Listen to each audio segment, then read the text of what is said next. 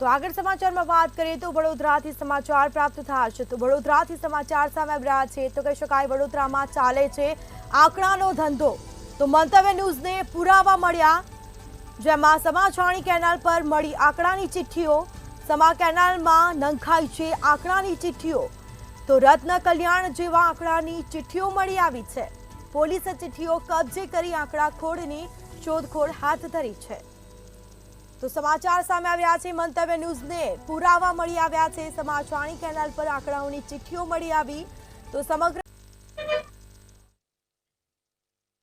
સંસ્કારી નગરી વડોદરામાં હજુ પણ કલ્યાણ અને રતનના આંકડાનો ધંધો ધમધોકાર ચાલતો હોય તેવા પુરાવા મળ્યા છે।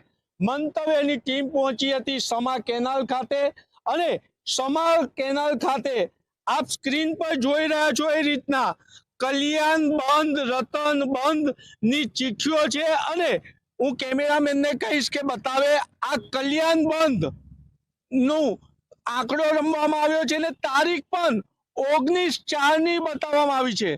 એટલે 150 રૂપિયાનો આંકડો રમવામાં આવ્યો હોવાનું માહિતી મળે છે। બીજું એ જ રીતના રતન બંધની પણ ચિઠ્ઠીઓ મળે છે।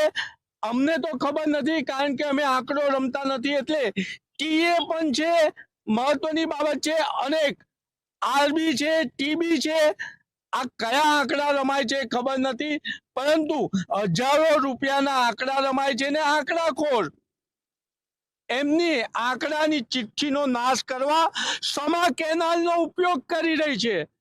એટલે કહી શકાય કે આંકડાખોરો તેમના પાપનો નાશ કરવા સમા કેનાલનો ઉપયોગ કરે છે। ત્યારે વડોદરાની પોલીસ પર મોટો સવાલ ઉભો થઈ રહ્યો છે કે આવી હજારો રૂપિયાની આંકડાની ચિઠ્ઠી સમા કેનાલ પર ખુલ્લેઆમ કરી પડી છે તો પોલીસ કરી શું રહી છે?